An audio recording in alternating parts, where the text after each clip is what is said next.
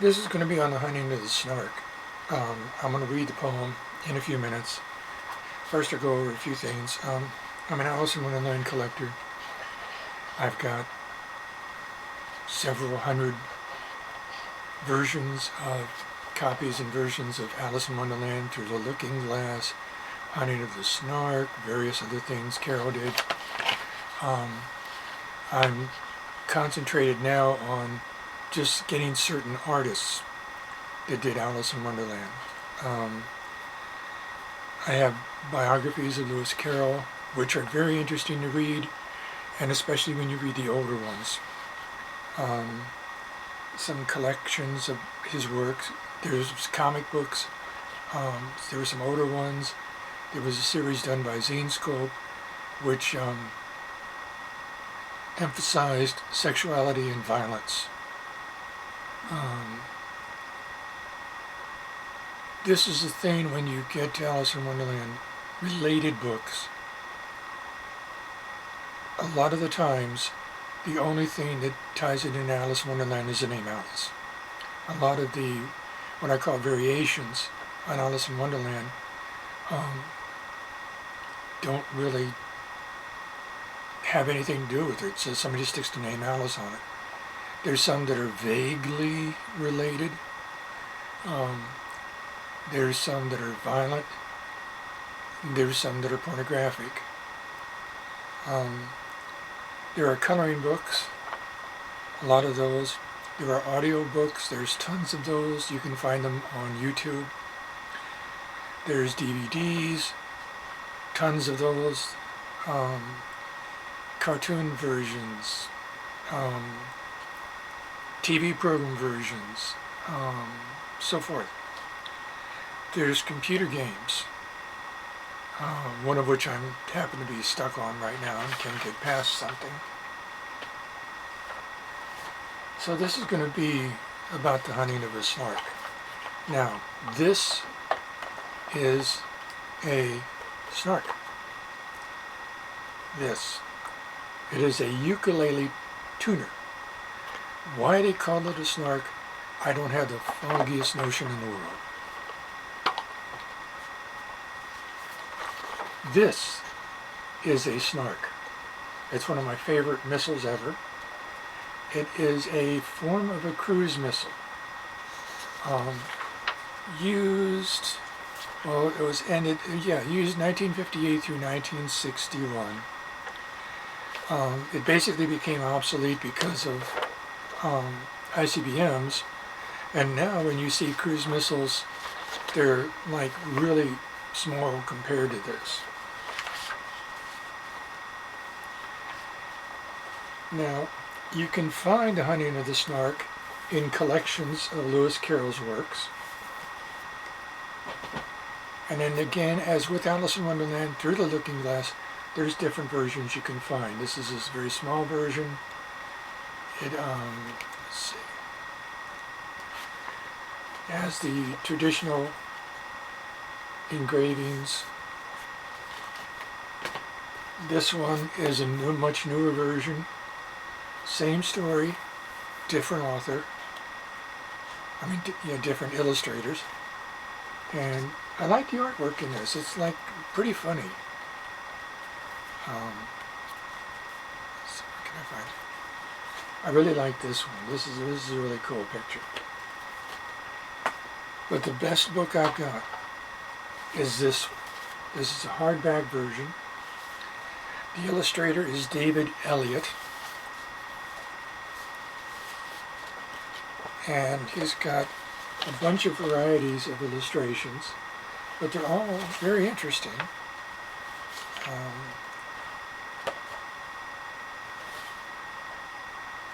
Some of them are a little on the sort of abstract side.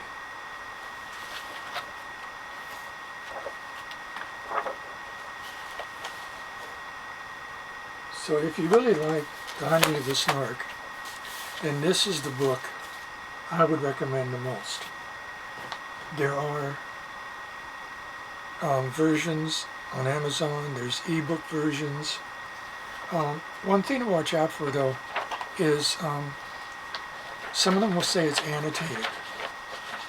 Now in my mind, that's like Marvin Gardner's book, Alice in Wonderland Annotated, which has got lots of notes, explanatory notes and ideas and so forth in the margins. The ebooks I've gotten that was said to be annotated, they aren't. They might have one page of talking about something. I don't know if the actual printed version has actual annotations, so if you get one that's annotated or want one that's annotated, try to check up and find out a little bit about it. It also has come out in a DVD. Now, people have different opinions.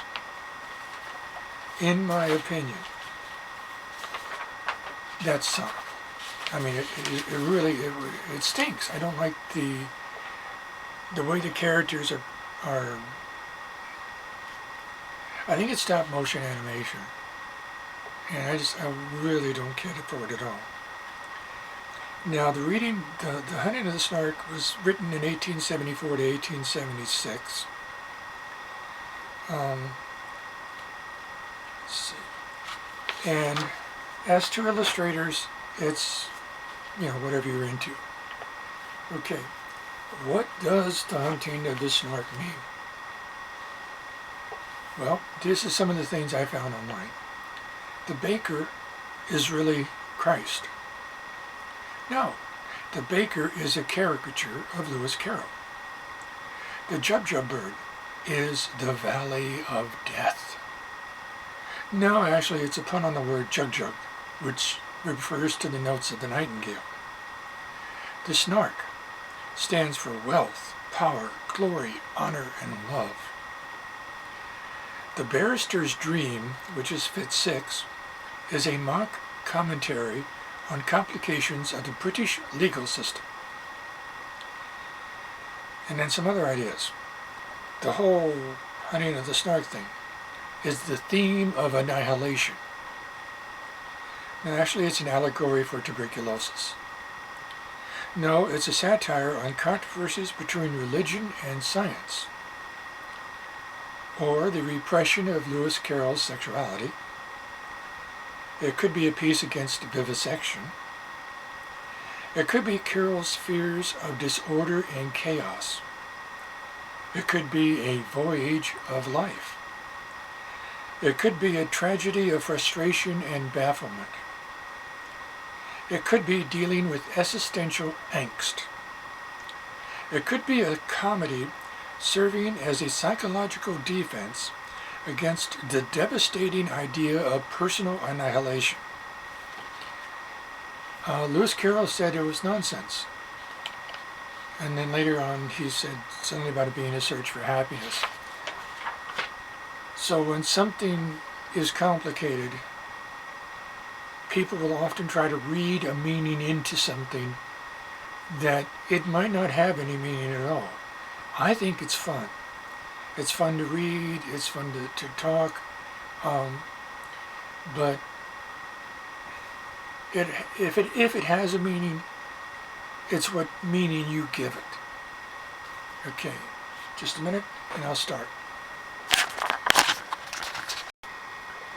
The Hunting of the Snark by Lewis Carroll.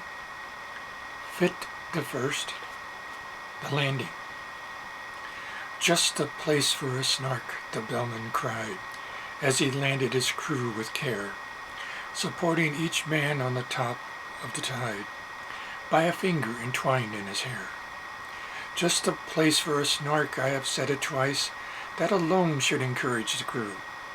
Just the place for a snark, I have said it thrice. What I tell you 3 times is true. The crew was complete and included the boots, a maker of bonnets and hoods, a barrister thought to arrange their disputes, and a broker to value their goods. A billiard marker whose skill was immense might perhaps have won more than his share, but a banker engaged at enormous expense had the whole of their cash in his care. There was also a beaver that paced on the deck, or would sit making lace in the bow, and had often the bellman said, saved them from wreck, though none of the sailors knew how.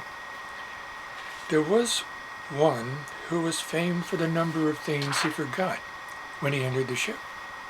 His umbrella, his watch, all his jewels and rings, and the clothes he had bought for the trip. He had 42 boxes, all carefully packed, with his name painted clearly on each. But since he omitted to mention the fact, they were all left behind on the beach. The loss of his clothes hardly mattered, because he had 7 coats on when he came, with 3 pairs of boots, but the worst of it was, he had wholly forgotten his name. He would answer to "Hi," or any loud cry, such as "Fry me," or "Fritter my wig," to "What you may call him," or "What was his name?" but especially "Thingamajig." While for those who preferred a more forcible word, he had different names from these. His intimate friends called him "Candle Ends," and his enemies "Toasted Cheese."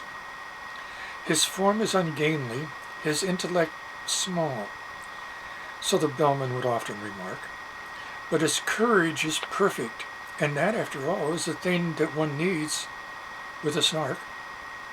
He would joke with hyenas, returning their stare with an impudent wag of his head, and he once went a walk, paw in paw with a bear, just to keep up his spirits, he said. He came as a baker, but owned when too late, and it drove the poor bellman half mad. He could only bake bride cake, for which I may state, no materials were to be had. The last of the crew needs a special remark, though he looked an incredible dunce. He had just one idea, that one being Snark. The good bellman engaged him at once. He came as a butcher, but gravely declined when the ship had been sailing a week. He could only kill beavers. The bellman looked scared and was almost too frightened to speak. But at length he explained in a tremulous tone there was only one beaver on board, and that was a tame one he had of his own, whose death would be deeply deplored. The beaver, who happened to hear the remark, protested with tears in his eyes that not even the rapture of hunting the Snark could atone for that dismal surprise. It strongly advised that the butcher should be conveyed in a separate ship, but the bellman declared that would never agree when the plans he had made for the trip. Navigation was always a difficult art, though with only one ship and one bell, and he feared he must really decline for his part, undertaking another as well. The beaver's best course was, no doubt, to procure a second-hand dagger-proof coat. So the baker advised it, and next, to ensure its life, in some office a note. This the banker suggested and offered for hire, on moderate terms, or for sale, 2 excellent policies, one against fire, and one against damage from hail. Yet still, ever after that sorrowful day, whenever the baker was by, the beaver kept looking the opposite way, and appeared unaccountably shy. Fit the second, the bellman's speech. The bellman himself they all praised to the skies, such a carriage with ease and such grace. Such solemnity, too, one could see he was wise the moment one looked in his face. He had brought a large map representing the sea, without the least vestige of land, and the crew were much pleased when they found it to be a map they could all understand. What's the good of Mercator's North Poles and Equators, tropic zones and meridian lines? So the bellman would cry, and the crew would reply, they are merely conventional signs. Other maps are such shapes with their islands and capes, but we've got our brave captain to thank. So the crew would protest, that he's brought us the best, a perfect and absolute blank. This was charming, no doubt, but they shortly found out that the captain they trusted so well had only one notion for crossing the ocean, and that was to tingle his bell. He was thoughtful and grave, but the orders he gave were enough to bewilder a crew. When he cried, "Steer to starboard, but keep her head larboard," what on earth was the helmsman to do? Then the bowsprit got mixed with the rudder sometimes, a thing, as the bellman remarked, that frequently happens in tropical climes, when a vessel is, so to speak, snarked. But the principal failing occurred in the sailing, and the bellman, perplexed and distressed, said he had hoped at least, when the wind blew due east, that the ship would not travel due west. But the danger was past. They had landed at last, with their boxes, portmanteaus, and bags. Yet at first sight the crew were not pleased with the view, which consisted of chasms and crags. The bellman perceived that their spirits were low, and repeated in musical tone some jokes he had kept for a season of woe. But the crew would do nothing but groan. He served out some grog with a liberal hand, and bade them sit down on the beach, and they could not but own that their captain looked grand, as he stood and delivered his speech. "Friends, Romans, and countrymen, lend me your ears." They were all of them fond of quotations, so they drank to his health, and they gave him 3 cheers when he served out additional rations. "We have sailed many months, we have sailed many weeks, 4 weeks to the month ye may mark, but never as yet, 'tis your captain who speaks, have we caught the least glimpse of a snark. We have sailed many weeks, we have sailed many days, 7 days to the week, I allow, but a snark, on the which we might lovingly grace, we have never beheld till now. Come, listen, my men, when I tell you again the 5 unmistakable marks by which you may know, wheresoever you go, the warranted genuine snarks. Let us take them in order. The first is the taste, which is meager and hollow, but crisp, like a coat that is rather too tight in the waist, with a flavor of will-o'-the-wisp. Excuse me. Its habit of getting up late, you agree, that it carries too far when I say that it frequently breakfasts at 5 o'clock tea and dines on the following day. The third is its slowness in taking a jest, should you happen to venture on one. It will sigh like a thing that is deeply distressed, and it always looks grave at a pun. The fourth is its fondness for bathing machines, which it constantly carries about, and believes it to add to the beauty of scenes, a sentiment open to doubt. The fifth is ambition. It will be right to describe each particular hatch, distinguishing those that have feathers and bite from those who have whiskers and scratch. For although common sharks do no manner of harm, yet I find it my duty to say, some are boojums. The bellman broke off in alarm, and the baker had fainted away. Fit the third, the baker's tale. They roused him with muffins, they roused him with ice, they roused him with mustard and cress, they roused him with jam and judicious advice. They set him conundrums to guess. When at length he sat up and was able to speak, his sad story he offered to tell, and the bellman cried, "Silence, not even a shriek," and excitedly tingled his bell. There was silence supreme, not a shriek, not a scream, scarcely even a howl or a groan, as the man they called Whole told a story of woe in an antediluvian tone. My father and mother were honest, though poor. Skip all that, cried the bellman in haste. If it once becomes dark, there's no chance of a snark. We have hardly a minute to waste. I skipped 40 years, said the baker in tears, and proceeded without further remark, to the day when you took me aboard your ship to help you in hunting the snark. A dear uncle of mine, after whom I was named, remarked when I bade him farewell, "Oh, skip your dear uncle," the bellman exclaimed as he angrily tingled his bell. He remarked to me then, said the mildest of men, "If your snark be a snark, that is right. Fetch it home by all means. You may serve it with greens, and it's handy for striking a light. You may seek it with thimbles, and seek it with care.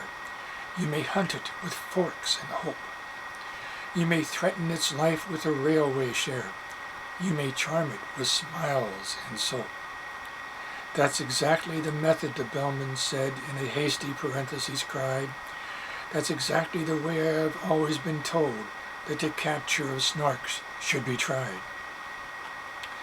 But, O beamish nephew, beware of the day, if your snark be a budgeon, for then you will softly and suddenly vanish away and never be met with again. It is this that oppresses my soul when I think of my uncle's last words, and my heart is like nothing so much as a bowl, brimming over with quivering curds. It is this. We have had that before, the bellman indignantly said, and the baker replied, "Let me say it once more. It is this that I dread. I engage with a snark every night after dark.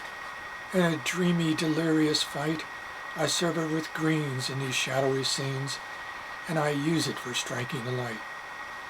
But if I ever meet with a budgeon that day, in a moment of this I am sure, I shall softly and suddenly vanish away, and the notion I cannot endure." Bit the fourth, the hunting. The bellman looked uffish and wrinkled his brow. "If only you'd spoken before. It's excessively awkward to mention it now, with the snark, so to speak, at the door. We should all of us grieve, as you well may believe, if you never were met with again. But surely, my man, when the voyage began, you might have suggested it then. It's excessively awkward to mention it now, as I think I've already remarked." And the man they called Hi replied with a sigh, "I informed you the day we embarked. You may charge me with murder or want of sense. We're all of us weak at times. But the slightest approach to a false pretense was never among my crimes. I said it in Hebrew, I said it in Dutch, I said it in German and Greek, but I wholly forgot, and it vexes me much, that English is what you speak." "'Tis a pitiful tale," said the bellman, whose face had grown longer at every word. "But now that you've stated the whole of your case, more debate would be simply absurd. The rest of my speech," he explained to his men, "you shall hear when I've leisure to speak it. But the snark is at hand. Let me tell you again, 'tis your glorious duty to seek it. To seek it with thimbles, to seek it with care, to pursue it with forks and hope, to threaten its life with a railway share, to charm it with smiles and soap. For the snark's a peculiar creature that won't be caught in the commonplace way.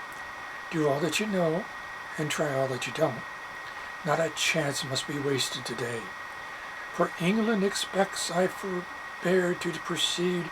'Tis a maxim, tremendous but trite, and you'd best be unpacking the things that you need to rig yourselves out for the fight." Then the banker endorsed a blank check, which he crossed, and changed his loose silver for notes. The baker with care combed his whiskers and hair, and shook the dust out of his coats. The boots and the broker were sharpening a spade, each working the grindstone in turn. But the beaver went on making the lace, and displayed no interest in their concern. Though the barrister tried to appeal to its pride, and vainly proceeded to cite a number of cases in which making laces had been proved an infringement of right. The maker of bonnets ferociously planned a novel arrangement of bows, while a billiard maker with quivering hand was chalking the tip of his nose. But the butcher turned nervous and dressed himself fine, with yellow kid gloves and a ruff. Said he felt it exactly like going to dine, which the bellman declared was all stuff. "Introduce me, now that's a good fellow," he said, "if we happen to meet it together." And the bellman sagaciously nodded his head, said, "That must depend on the weather." The beaver went simply galumphing about at seeing the butcher so shy, and even the baker, though stupid and stout, made an effort to wink with one eye. "Be a man," said the bellman in wrath as he heard the butcher beginning to sob. "Shall we meet with the Jub-Jub, that desperate bird? We shall need all our strength for the job." Fit the fifth, the beaver's lesson. They sought it with thimbles, they sought it with care, they pursued it with forks and hope. They threatened its life with a railway share, they charmed it with smiles and soap. Then the butcher contrived an ingenious plan for making a separate sally, and it fixed in a spot unfrequented by man, a dismal and desolate valley. But the very same plan to the beaver occurred. It had chosen the very same place, yet neither betrayed by a sign or a word the disgust that appeared in his face. Each thought he was thinking of nothing but Snark and the glorious work of the day, and each tried to pretend that he did not remark that the other was going that way. But the valley grew narrow and narrower still, and the evening got darker and colder, till merely from nervousness, not from goodwill, they marched along shoulder to shoulder. Then a scream, shrill and high, rent the shuddering sky, and they knew that some danger was near. The beaver turned pale to the tip of its tail, and even the butcher felt queer. He thought of his childhood left far, far behind, that blissful and innocent state. The sound so exactly recalled to his mind a pencil that squeaks on a slate. "'Tis the voice of the Jub-Jub," he suddenly cried, "this man that they used to call Dunce. As the bellman would tell you," he added with pride, "I have uttered that sentiment once. 'Tis the note of the Jub-Jub. Keep count, I entreat. You will find I have told it to you twice. 'Tis the sound of the Jub-Jub. The proof is complete. If only I stated it thrice." The beaver had counted with scrupulous care, attending to every word, but it fairly lost heart and outgrabe in despair when the third repetition occurred. It felt that in spite of all possible pains, it had somehow contrived to lose count, and the only thing now was to rack its poor brains by reckoning up the amount. 2 added to 1, if that could but be done, it said with one's fingers and thumbs, recollecting with tears how in earlier years it had taken no pain with its sums. "The thing can be done," said the butcher, "I think. That must be done, I am sure. The thing shall be done. Bring me paper and ink, the best there is time to procure." The beaver brought paper, portfolio, pens, and ink in unfailing supplies, while strange, creepy creatures came out of their dens and watched them with wondering eyes. So engrossed was the butcher, he heeded them not, and he wrote with a pen in each hand, and explained all the while, in a popular style, which the beaver could well understand, taking 3 as the subject to reason about, a convenient number to state. We had 7 and 10, and then multiply out by 1,000, diminished by 8. The result we proceed to divide, as you see, by 992, then subtract 17, and the answer must be exactly and perfectly true. The method employed I would gladly explain when I have it so clear in my head, if I had but the time and you had but the brains, but much yet remains to be said. In one moment I've seen what hitherto been enveloped in absolute mystery, and without extra charge I will give you at large a lesson in natural history." In his genial way he proceeded to say, forgetting all laws of propriety, and in giving instructions without introductions would have caused quite a thrill in society. As to temper the Jubjub's a desperate bird, since it lives in perpetual passion, its taste in costume is entirely absurd. It is ages ahead of its fashion. But it knows any friend it has met once before. It never will look at a bride, and in charity meetings it stands at the door and collects, though it does not subscribe. Its flavor, when cooked, is more exquisite far than mutton or oysters or eggs, though some think it keeps best in an ivory jar, and some in mahogany kegs. You boil it in sawdust, you salt it in glue, you condense it with locusts and tape, still keeping one principal object in view, to preserve its symmetrical shape. The butcher would gladly have talked till next day, but he felt that the lesson must end, and he wept with delight in attempting to say he considered the beaver his friend. When the beaver confessed with affectionate looks more eloquent even than tears, it had learned in 10 minutes far more than all books would have taught it in 70 years. They returned hand in hand, and the bellman, unmanned, for a moment, with noble emotion, said this amply repays all the wearisome days we have spent on the billowy ocean. Such friends as the beaver and butcher became have seldom if ever been known. In winter or summer 'twas always the same. You could never meet either alone.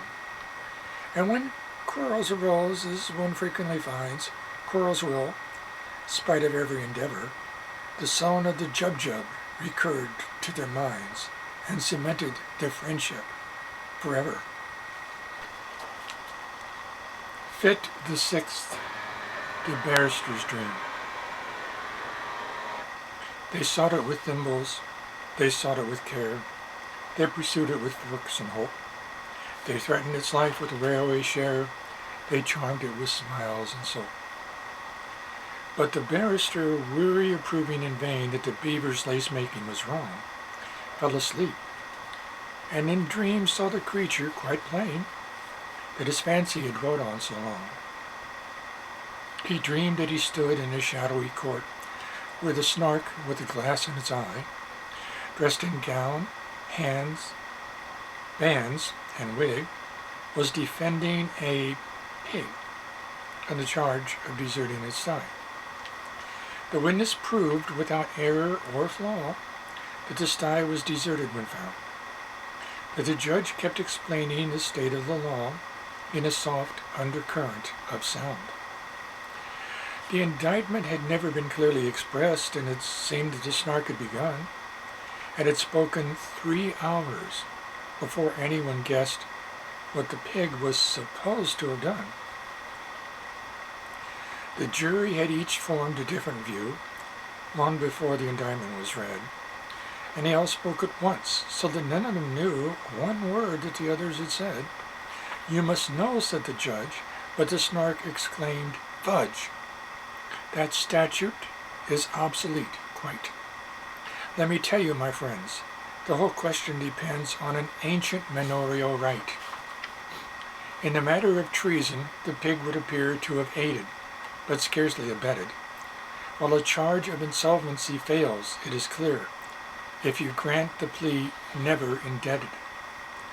The fact of desertion I will not dispute, but its guilt, as I trust, is removed, so far as relates to the costs of the suit, by the alibi which has been proved. My poor client's fate now depends on your votes." Here the speaker sat down in his place, and they directed the judge to refer to his notes, and briefly to sum up the case. But the judge said he never had summed up before, so the Snark undertook it himself, and then summed it up so well that it came to be far more than the witnesses had ever said. When the verdict was called for, the jury declined, as the word was so puzzling to spell, but they ventured to hope that the Snark wouldn't mind undertaking the duty as well. The Snark found the verdict, although, as it owned, it was spent with the toils of the day. When it said the word guilty, the jury all groaned, and some of them fainted away. Then the Snark pronounced sentence, the judge being quite too nervous to utter a word. When it rose to its feet, there was silence like night, and the fall of a pin could be heard. Transportation for life was the sentence it gave, and then to be fined £40. The jury all cheered, though the judge said he feared that the phrase was not legally sound. But their wild excitation was suddenly checked when a jailer informed them with tears such a sentence would not have the slightest effect, as the pig had been dead for some years. The judge left the court looking deeply disgusted, but the Snark, though a little aghast. As a lawyer to whom the defense was entrusted, went billowing on to the last. Then the barrister dreamed, while the bellowing screamed to grow every moment more clear, till he woke to the knell of a furious bell, which the bellman rang close to his ear. At the seventh, the baker's fate. They sought it with thimbles, they sought it with care, they pursued it with forks and hope. They threatened its life with a railway share, they charmed it with smiles and soap. And the banker, inspired with a courage so new it was matter for general remark, rushed madly ahead, and was lost to their view in his zeal to discover the Snark. But while he was seeking with thimbles and care, a Bandersnatch swiftly drew by, and grabbed at the banker, who shrieked in despair, for he knew it was useless to fly. He offered large discount. He offered a check, drawn to bearer for £7.10, but the Bandersnatch merely extended its neck and grabbed at the banker again. Without rest or pause, while those frumious jaws went savagely snapping around, he skipped and he hopped and he floundered and flopped, till fainting he fell to the ground. The Bandersnatch fled as the others appeared, led on by that fear-stricken yell, and the bellman replied, "It is just as I feared," and solemnly tolled on his bell. He was black in the face, and they scarcely could trace the least likeness to what he had been, while so great was his fright that his waistcoat turned white, a wonderful thing to be seen. To the horror of all who were present that day, he uprose in full evening dress, and with senseless grimaces endeavored to say what his tongue could no longer express. Down he sank in a chair, ran his hands through his hair, and chanted in mimsiest tones words whose utter inanity proved his insanity, while he rattled a couple of bones. "Leave him here to his fate. It is getting so late," the bellman exclaimed in affright. "We have lost half the day. Any further delay, and we shan't catch a Snark before night." 58th, the vanishing. They sought it with thimbles. They sought it with care. They pursued it with forks and hope. They threatened its life with a railway share. They charmed it with smiles and soap. They shuddered to think that the chase might fail, and the beaver, excited at last, went bounding along on the tip of its tail, where the daylight was nearly past. "There is Bob shouting," the bellman said. "He is shouting like mad. Only hark! He is waving his hands. He is wagging his head. He has certainly found a Snark." They gazed in delight, while the butcher exclaimed, "He was always a desperate wag."